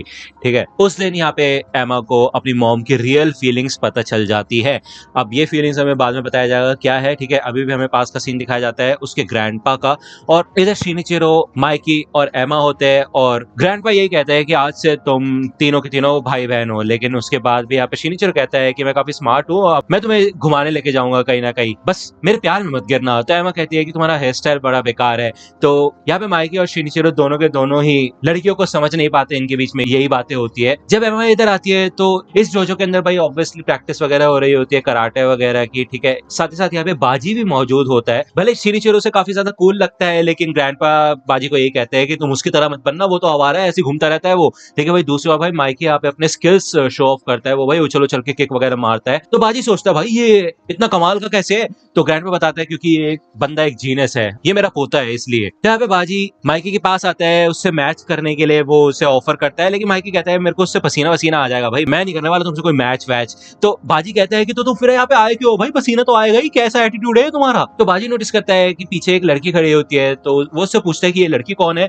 तो माइकी बताता है कि वो मेरी सिस्टर है, छोटी सिस्टर। अब ऑब्वियस सी बात है ये लोग यहाँ पे जापान के अंदर है, लेकिन जो एमा नाम है वो एक तरीके से फॉरेनर नाम है इन लोगों के लिए, जिसके बाद ये तीनों साथ में बैठ जाते हैं और माइकी और बाजी दोनों के दोनों एमा के नाम का थोड़ा मजाक टाइप उड़ाने लग जाते हैं, या फिर मैं कहूँ वो अपना फैंटेसाइज करने लग जाते हैं। जैसे बाजी कहता है फिर आज से मैं अपने आप को एड बोलूंगा, जो कि शॉर्ट होता है एडवर्ड के लिए। तो माइकी कहता है ठीक है, फिर मैं आज से अपने आप को माइकी बुलाऊंगा, जो कि शॉर्ट होता है माइकल के लिए, क्योंकि भाई माइकल और एडवर्ड दोनों के दोनों भाई फॉरेनर्स के नाम है। जिसके बाद ये दोनों यहाँ से उठ के भाग जाते हैं। लेकिन भाई दूसरी ओर एमा को काफी ज्यादा बुरा लग रहा होता है और वो यही कहती है कि मेरे को समझ आ चुका है कि मेरी मॉम को कैसा फील होता है, मेरी मॉम मेरे से काफी ज्यादा नफरत करती है, इसलिए उन्होंने मेरे को छोड़ दिया।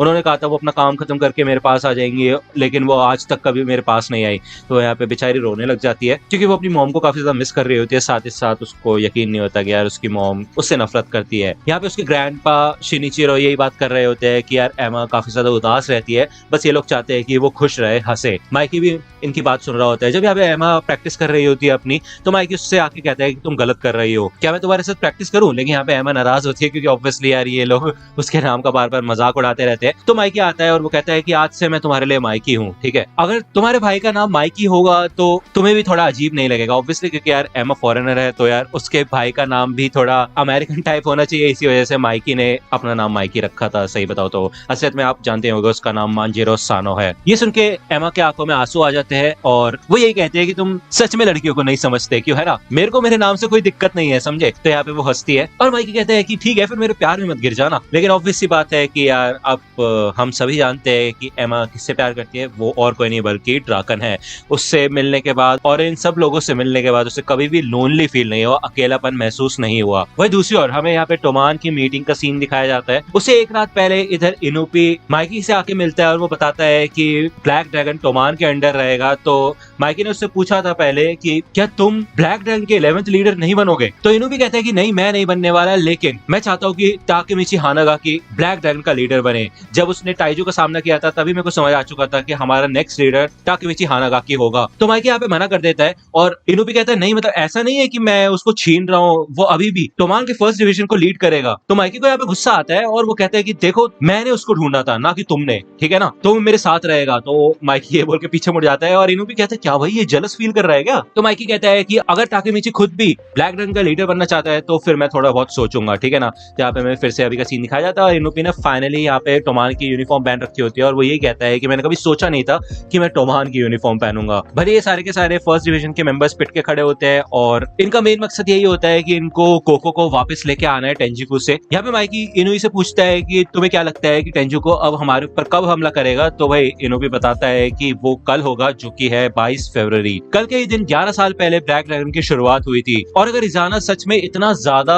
फॉलो करता है शिनिचिरो सानो को तो कल का दिन उसके लिए काफी ज्यादा स्पेशल होगा और जो भी अटैक वो करने वाला होगा वो कल के ही दिन पे होगा। तो माइकी यहाँ पे तैयार हो जाता है और वो ये कहता है ठीक है फिर चलो हम उनकी बात लगाएंगे। अब दूसरी ओर यहाँ पे हमें इजाना का सीन दिखाया जाता है और काकुचो उसके पास भाग के आता है और वो कहता है कि देखो मैं नहीं चाहता कि तुम ये सब करो, समझे। तो इजाना कहता है कि चुप हो जाओ, यही एक तरीका है टोमान को हराने का। तो काकुचो कहता है तुम्हें अंदाजा भी है तुम क्या करने वाले हो, मैं कभी भी मर्डर का साथ नहीं दे सकता। तो बेसिकली यहाँ पे इजाना शायद किसी का मर्डर प्लान कर रहा होता है। वही दूसरी ओर यहाँ पे हमें टोमान की मीटिंग का सीन दिखाया जाता है जो कि टेंजुकी की फाइट से एक दिन पहले, मतलब रात को ही हो रही होती है, तुम 12 बजे लगा लो, ठीक है, वो दिन शुरू हो चुका है जिस दिन इनकी लड़ाई होने वाली है। ओके, फर्स्ट डिवीजन का मेन मकसद यहाँ पे होता है कोको को आजाद करना, टेंजुको को हराना, साथ ही साथ किसकी और इजाना की वाट लगाना। ओके, ड्रैगन बताता है कि ये लोग अपने आप को क्रिमिनल सिंडिकेट कहते हैं, जिस वजह से ये हर वो तरीका अपनाएंगे जिससे वो जीत सके, फिर चाहे उनको वेपन्स ही क्यों ना यूज करना पड़े। अब आपको पता होगा टोमान भले एक बाइकर गैंग है लेकिन वो कभी भी किसी वेपन का इस्तेमाल नहीं करते, वो हमेशा फेयर फाइट करते हैं। लेकिन वही दूसरी ओर जो टेंजुको गैंग है वो काफी बुरे हैं।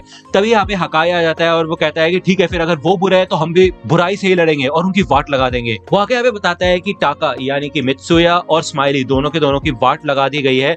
वो लोग बाइक पे जा रहे थे तभी उनको ठोक दिया गया, जब वो जमीन पे गिरे तो उनको स्टील पाइप से बहुत बुरी तरह से मारा गया। तो जब ड्रैगन पूछता है कि वो है कहाँ पे तो हकाई ने उनको दोनों को ही हॉस्पिटल में पहुंचा दिया होता है, बट वो बेहोश हो चुके होते हैं। उनके साथ एंग्री भी होता है। तो हकाई यहाँ पे यही प्रपोज करता है कि भाई हमारे ज्यादातर जो कैप्टन है वो हमारे साथ है नहीं, उनकी वाट लग चुकी है, जिस वजह से टोमान के ऊपर काफी मुसीबत आ सकती है अगर वो फेयर फाइट करेंगे। तो इसी वजह से उन्हें भी ऐसे गलत तरीके ही अपनाने चाहिए। यहाँ पे टाकेमिची भी मन में कहता है कि हाँ यार ये बात तो सही कह रहा है, सारे के सारे लोग मान जाते हैं उसकी बात, लेकिन तभी यहाँ पे पे आना आता है। वो कहता है कि तुम ये क्या बकवास कर रहे हो, तुम हारने से इतना डरते हो कि तुम वेपन्स का इस्तेमाल करोगे। पाचिन इसीलिए अरेस्ट हुआ था क्योंकि उसने वेपन का इस्तेमाल किया था, जिसके बाद मैंने ड्राकन के ऊपर हमला किया। मैंने भी गलत तरीके से लड़ाई करने की कोशिश की थी, लेकिन फिर माइकी ने मुझसे ये कहा कि मैं तुमसे लड़ना नहीं चाहता, इसी वजह से मैं यहाँ पे तुम्हारे सामने खड़ा हूँ आज। हकाई, मुझे पता है कि तुम्हें मित्सुया और स्माइली की काफी ज्यादा चिंता हो रही है, लेकिन माइकी को देखो, क्या वो हंस रहा है। यहाँ पे माइकी भी भाई सीरियसली खड़ा होता है और वो यही कहता है कि हकाई तुम मित्सुया और स्माइली के पास रहो। तो यहाँ पे भाई हकाई को तो गुस्सा आता है, वो कहता है कि मैं भी बदला लेने चाहता हूँ, मैं ऐसे हाथ पे हाथ रख के बैठ नहीं सकता। तो माइकी यही कहता है कि जब वो लोग जागेंगे तो वो दोनों भी लड़ाई में आने के लिए जिद करेंगे, लेकिन तुम उन्हें लड़ाई से दूर रखना। फर्स्ट डिवीजन तुम अपना मिशन कैरी करो। तो आप जानते हैं फर्स्ट डिवीजन का जो मेन मकसद है वो है कोको को वापस लेके आना। वही दूसरा माइकी पूरे गैंग को कहता है कि इस लड़ाई में मैं तुम्हारे साथ हूँ, भले कोई भी कैप्टन तुम्हारा साथ नहीं देगा, लेकिन तुम लोगों को सिर्फ मेरी ही जरूरत है। तो ऑब्वियसली यार इन लोगों के पास माइकी है तो इनका चांस है कि ये लोग जीत सकते हैं। सुबह के टाइम पे इनुपी और टाकेमिची दोनों के दोनों शिनिचिरो की ग्रेव के पास आते हैं और इनुपी बताता है कि टाकेमिची हानागाकी 11th लीडर है ब्लैक ड्रैगन का। यहाँ पे टाकेमिची भी कहता है कि मैं भी ब्लैक ड्रैगन को एक काफी अच्छी गैंग बनाऊंगा और उसकी इज्जत पे आंच नहीं आने दूंगा। तभी यहाँ पे इजाना भी आ जाता है, वो भी इस ग्रेव पे आया होता है भाई शांति के लिए। ऑब्वियसली बात है, उसको दिख जाता है यहाँ पे कि भाई ब्लैक ड्रैगन की एनिवर्सरी पे यहाँ पे एक नया लीडर बन रहा है ब्लैक ड्रैगन का। यहाँ पे इनुपी इजाना का भाई गला पकड़ लेता है और वो उसको मारने वाला होता है। वो कहते हैं तुम प्लान क्या कर रहे हो, क्या करोगे कोको का तुम। तो भाई इजाना कहता है कि वो तो अपनी मर्जी से मेरे पास आया है, इसमें मेरी क्या गलती है और अब मेरे को तुमसे कोई फर्क भी नहीं पड़ता। तभी पीछे से यहाँ पे माइकी आ जाता है, इनुपी को रोक देता है और उसके साथ साथ यहाँ पे एमा भी होती है। माइकी कहता है कि टाकेमिची एमा को यहाँ से दूर लेके चले जाओ। वही दूसरी ओर हमें किसकी के सीन दिखाया जाता है जिसके हाथ में एक स्टील का बैट होता है और हानमा उसे पिकअप करने के लिए आता है और वो कहता है कि क्या सच में तुम अपने हाथ गंदे करना चाहते हो। तो किसी की कहता है कि हाँ मैं ये काम किसी और के ऊपर नहीं छोड़ सकता। तो ये लोग बाइक पे बैठ के कहीं निकल जाते हैं। वही दूसरी ओर यहाँ पे हमें फिर से टाकेमिची और एमा का सीन दिखाया जाता है। एमा बताती है कि अच्छा तो यही है मेरा बड़ा भाई जो पहले हुआ करता था, ये काफी ज्यादा चेंज हो चुका है, मैंने बचपन में उसको देखा था इसलिए मेरे को कुछ खास याद नहीं। वही दूसरी ओर इजाना बताता है कि आज रात 8 बजे सारे टोमान को लेके योकोहामा के 7th पियर पे आ जाना। तो माइकी हम इस खेल को अब फाइनली खत्म करने वाले हैं। एमा यहाँ पे यही सोचती है कि यार ये बॉयज हमेशा लड़ते क्यों रहते हैं जबकि ये दोनों के दोनों भाई है, तो इनको लड़ना क्यों जरूरी है। इनविंसिबल माइकी जो कि टोक्योमांची गैंग का लीडर है वो हमेशा अपने आप को काफी ज्यादा स्ट्रॉन्ग दिखाता है, जबकि शिनिचिरो के डेथ के बाद भी वो वैसा ही रहा, बाजी के मरने के बाद भी वो बिल्कुल स्ट्रांगली खड़ा रहा। माइकी अपनी कमजोरी कभी भी किसी को नहीं दिखाता, लेकिन असलियत में आज भी वो अपने फटे हुए कंबल के बिना सो नहीं पाता। वो अभी भी एक वीक बच्चा है जैसे पहले हुआ करता था, जैसे तुम हो और जैसे मैं हूँ। तो ये कहते हैं कि अगर उसको कभी कोई भी दिक्कत आएगी तो मैं हमेशा उसके साथ रहूंगी उसे बचाने के लिए, क्योंकि वो यहाँ पे याद करती है कि माइकी ने भी उसके लिए यही किया था। यहाँ पे हेमा को काफी कूल फील हो रहा होता है ये सब बोल के, लेकिन यहाँ पे टाकेमिची याद करता है कि फ्यूचर में यार माइकी बुरा बन जाता है किसी तरह, जबकि उसके पास एमा भी थी, तो ऐसा कैसे होता है। तो एमा कहती है कि क्या तुम कुछ पियोगे, तो यहाँ पे कुछ पीने के लिए लेने जाती है। वही दूसरी ओर हमें किसकी और इजाना का सीन दिखाया जाता है, साथ ही साथ काकुचो पीछे से बोल रहा होता है कि प्लीज दोबारा से सोच लो, क्या तुम सच में ये करना चाहते हो। तो इजाना कहता है हाँ। किसकी कहता है कि तो अब से तुम माइकी के इमोशनल सपोर्ट बनना, और वो ये बोल के यहाँ से चला जाता है। और किसकी ये कहता है कि अब सब कुछ तुम्हारे हाथ में है, इसके बाद वो टोमान पूरा हो जाएगा जैसा मैं चाहता हूँ। यहाँ पे हानमा भाई बहुत तेज बाइक भगा के ला रहा होता है टाकेमिची और एमा की ओर, और किसकी के हाथ में भाई बैट होता है और वो काफी बुरी तरह से चिल्लाता है। यहाँ पे टाकेमिची ने किसकी को देख लिया होता है और वो यहाँ पे भाई बचने के लिए तैयार होता है एकदम से, तभी यहाँ पे भाई किसकी आता है और वो एमा के सर पे भाई ये बैट मार के चला जाता है, जिसके बाद एमा नीचे गिर जाती है और वो बेहोश टाइप हो जाती है। भाई सील का बल्ला मारा भाई सर में। यहाँ पे हानागा की मन में कहता भाई दिमाग खराब है क्या किसी का, ये बंदा लड़कियों के ऊपर भी हमला कर सकता है। ये लोग यहाँ पे बाइक से भाग जाते हैं और भाई यहाँ पे टाकेमिची आता है, एमा को उठाने की कोशिश करता है और वो कहता है यार मैं एक नंबर का बेवकूफ हूँ, भले मैंने ड्रैगन को भी बचाया, किसी के को टोमान से बाहर निकाल दिया, लेकिन उसके बाद भी कभी भी कुछ भी चेंज इसलिए नहीं हुआ क्योंकि रीजन ये था। तो यहाँ पे भाई वो रोने लग जाता है, वो उसको उठाने की कोशिश करता है, लेकिन तभी माइकी भी इधर आ जाता है और वो पूछते कि क्या हुआ। तो ये सब देख के इजाना यहाँ से चला जाता है और टाकेमिची बताता है कि भाई किसी का हाथ है इन सब के पीछे, किसी ने उसके ऊपर अटैक किया, बाइक पे आया वो। तो यहाँ पे टाकेमिची एम्बुलेंस को कॉल करने के लिए कहता है, लेकिन माइकी कहता है नहीं पास में हॉस्पिटल है, इसको मेरी पीठ पे बैठाओ मैं लेके जाता हूँ इसको। इनुपी जल्दी से आगे भाग के जाता है हॉस्पिटल में इन्फॉर्म करने के लिए और ये दोनों भाई साथ में चल रहे होते हैं। यहाँ पे हल्का सा होश आता है एमा को और वो कहते हैं मैं हिल नहीं पा रही बिल्कुल भी। तो माइकी बताता है कि तुम्हें याद है जब तुम 5 साल की थी तब तुम्हारा पैर टूट गया था एक बार, तब के बाद से अब मैं तुम्हें ऐसे पीठ पे बैठा के लेके जा रहा हूँ। एमा भली कहती है कि अगर मेरे को कुछ हो गया तो, लेकिन माइकी कहता है पागल जैसी बात मत करो, तुम्हें कुछ भी नहीं होगा। तो एमा कहती है लेकिन फिर भी तुम ड्राकन को बता देना कि मैं उससे बहुत ज्यादा प्यार करती हूँ, और टाकामिची माइकी का ख्याल रखना मेरे लिए। जिसका यहाँ पे भाई उसकी ग्रिप छूट जाती है हाथों की, और वो ऑब्वियसली यार मतलब डेथ हो चुकी होती है उसकी, मर चुकी होती है वो। लेकिन उसके बाद भी यहाँ पे माइकी उससे बात करने की कोशिश कर रहा होता है। वो कहता है कि वैसे तो मैंने ड्राकन से सीक्रेट रखा था एमा ये, लेकिन सच बताओ तो वो भी तुमसे काफी ज्यादा प्यार करता है। ये तो है कि वो हम दोनों के बीच की बात थी, उसे बताने के लिए मना किया था, लेकिन मैंने तुम्हें बता दिया, ठीक है ना। मैं ये सोचता हूँ कि तुम दोनों एक ही घर में रहोगे, तुम्हारा छोटा सा बेबी भी होगा, और फिर उसके बाद मैं आऊंगा तुम्हारे घर पे, हम मित्सुया और टाकिमिची को भी तुम्हारे घर पे बुला लेंगे, और मैं रात में लेट रुकूंगा, जिसके बाद हम फालतू हरकतें करके तुम्हारे बेबी को उठा देंगे, और फिर तुम हमारे ऊपर चिल्लाओगे और हमें मारोगी। तो यार ये सारा विजन हमें दिखाया जाता है, और ये सब माइकी सोच रहा होता है, लेकिन असलियत में यार शायद मुझे नहीं पता, ये सब नहीं हो पाएगा शायद। और यार ये वाला एपिसोड पूरा का पूरा एमा को डेडिकेटेड था, क्योंकि यार एमा की डेथ हो चुकी है। इवन जो हमारा आउटरो सॉन्ग है उसको भी काफी ड्रास्टिकली चेंज किया गया है एमा के लिए। फिर हमें इजाना और किसकी का सीन दिखाया जाता है, और हमें बताया जाता है कि इजाना ने किसकी का बॉडी डबल प्रिपेयर करके रखा था, यानी कि किसकी की जगह उसके जैसे दिखने वाले किसी को अरेस्ट करा दिया गया है, क्योंकि उसने एक क्राइम किया है यहाँ पे, उसने एमा के ऊपर हमला किया है, ठीक है, वो भी एक जानलेवा हमला। किसी की ये कहता है कि मेरे को एक चीज तो समझ आ गई है माइकी के बारे में, एक लीडर बनने के लिए हमें दिमाग की जरूरत नहीं होती, लुक्स की जरूरत होती है, और माइकी के पास तो काफी कमाल के लुक्स है एक लीडर बनने के लिए। तो टोमान में जो लोग अभी शामिल है उन लोगों के साथ उसे नहीं होना चाहिए, वो उसके पोटेंशियल को खत्म कर देंगे, इसलिए मेरे को खुद आगे बढ़ना पड़ा और अपने हाथ गंदे करने पड़े। तो यहाँ पे किसी की भाई सारे के सारे अपने जो क्राइम्स होते हैं उनको एक्सेप्ट करता है। वो बताता है कि उसने खुद कियोमासा की मदद से ड्राकन के ऊपर अटैक करवाया उसको जान से मारने के लिए, लेकिन फिर उस समय किसी ने इंटरफेयर कर दिया। वो और कोई नहीं था बल्कि टाकेमिची हानागाकी था। उसके बाद उसका प्लान था वालहला नाम की गैंग को बनाने का, और उसने सोचा था कि वो माइकी को उस गैंग का लीडर बनाएगा, लेकिन उसके बाद केस के बाजी ने अपनी टांग अड़ाई, और इसी वजह से उसने काजुटोरा का इस्तेमाल करके बाजी को मरवाने की कोशिश की। तो किसी की ये कहता है कि जो भी मेरे काम में टांग अड़ाएगा भाई उसको तो जान से मारना ही पड़ेगा, वो ऐसे जिंदा नहीं बच सकता। इजाना ये कहता है कि लेकिन मेरे को एक बात समझ नहीं आई कि तुमने अपने खुद के हाथ क्यों गंदे किए, तुम किसी और का इस्तेमाल करके भी तो एमा के ऊपर हमला करवा सकते थे, ऐसा क्या हो गया जो तुमने खुद ही उसके ऊपर हमला कर दिया भाई। तो किसी की कहता है कि यार मैंने अभी अभी तुम्हारी खुद की सिस्टर को मारा है और तुम्हें बस इसकी पड़ी हुई है, तुम्हें उससे कोई लेना देना नहीं है। तो इजाना यहाँ पे कहता है कि वो मेरी सिस्टर नहीं है, मैंने भले उसे कहा था कि मैं उसके लिए वापस आऊंगा, लेकिन फॉस्टर होम में मैं अकेला था, 10 साल मैंने वहां पे बिताए, और वहां पे सिर्फ एक ही इंसान मेरे से मिलने आया जो कि था शिनिचिरो सानो। उस समय सिर्फ वही एक इंसान था जिसने मेरे को सपोर्ट किया, तो इसी वजह से जिन लोगों को भी शिनिचिरो पसंद करता था उन सबको मैं जान से मार डालूंगा सिवाय मेरे। तो टोमान तुम्हारा हो चुका है किसकी, अब तुम मेरे को किसी भी तरीके से इस्तेमाल कर सकते हो, ठीक है। तो यार इन दोनों की तो अच्छी खासी बन रही है ना, और आप जानते हैं कि किसकी कितना खतरनाक दिमाग का है, वो अलग अलग आइडियाज लगाया जा रहा है। ताकि तुम सोच लो यार कितना टाइम से कोशिश कर रहा है यार सब कुछ ठीक करने की, लेकिन किसी की एक जड़ है इन सब चीजों की जो कि कुछ भी पूरा नहीं होने दे रहा है। अगर किसी की एक टाइम ट्रेवलर है तो वो फ्यूचर में मर चुका है, वो अब फ्यूचर में नहीं जा सकता, और फ्यूचर में नाओटो भी मर चुका है जिस वजह से टाकामिची अब फ्यूचर में नहीं जा सकता। तो ये दोनों अब एक फाइनल शोडाउन में है ना। वही दूसरी बार हमें हॉस्पिटल का सीन दिखाया जाता है, और इधर ड्राकन आ चुका होता है, उसने एमा की बॉडी देख ली होती है।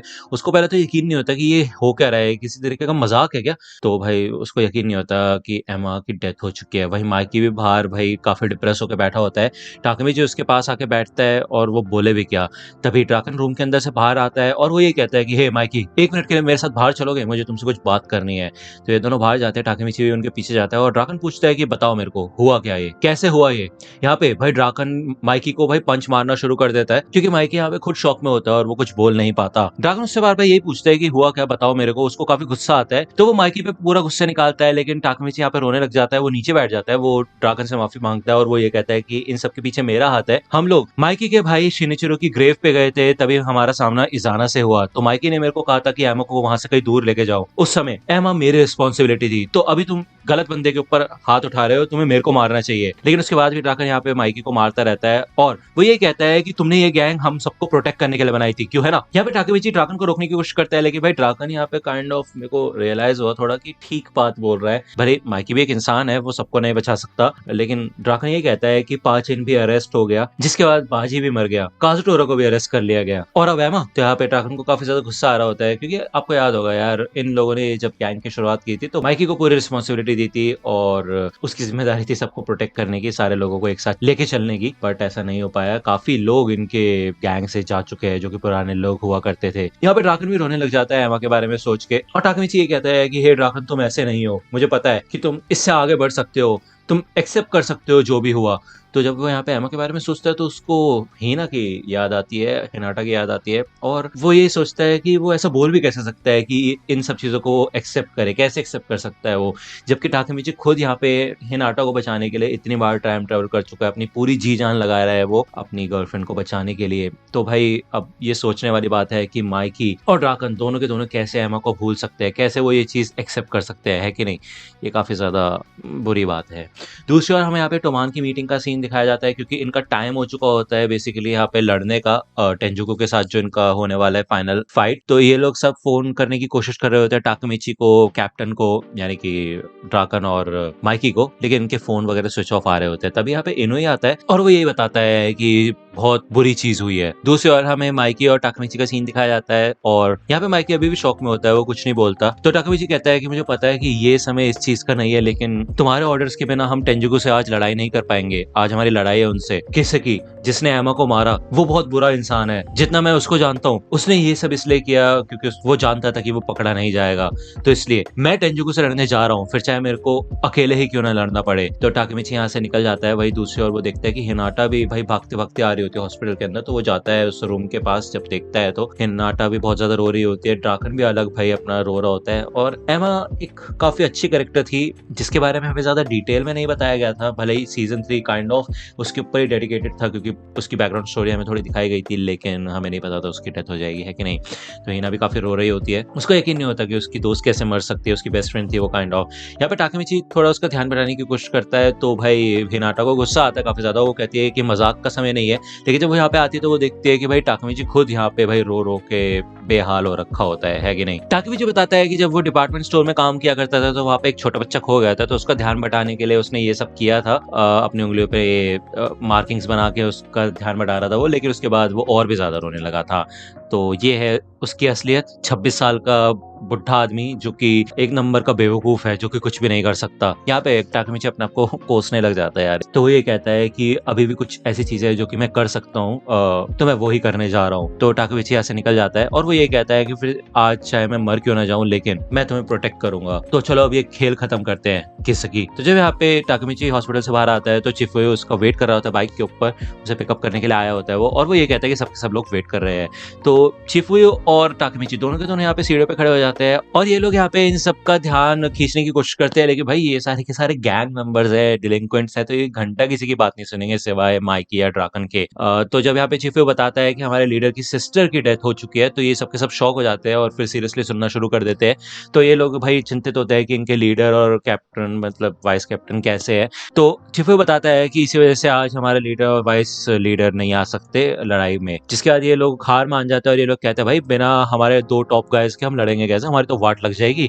तो इनुई भी कहता है कि इसका मतलब ये है कि आज हमें नहीं लड़ना चाहिए और बैकआउट कर देना चाहिए, ये लड़ाई का समय नहीं है, वरना जितने हम लोग बचे हैं वो भी खत्म हो जाएंगे, पहले इतने सारे लोग घायल पड़े हुए हैं। तो टाकेमिची ये कहता है कि हाँ मैं मानता हूँ कि ये बात सच है, लेकिन टोमान आज ही टेंजुको से लड़ेगा। तो इन सब लोगों को काफी गुस्सा आता है, ये लोग यही कहते हैं कि भले तुम फर्स्ट डिवीजन की कैप्टन हो, लेकिन यहाँ पे हमारे लीडर बनने की कोशिश मत करो, हमें ऑर्डर वगैरह नहीं दे सकते तुम, हट हम जा रहे हैं यहाँ से।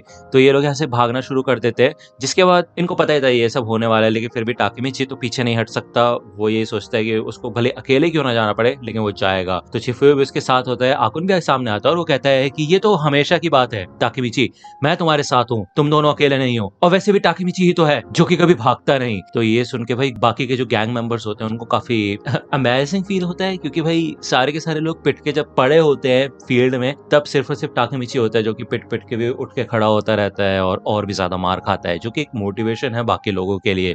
जिसके बाद ये सबके सब लोग यहाँ पे रुक जाते हैं, और टाकेमिची की जो खुद की गैंग होती है 5 लोगों की, वो तो यहाँ होते ही है।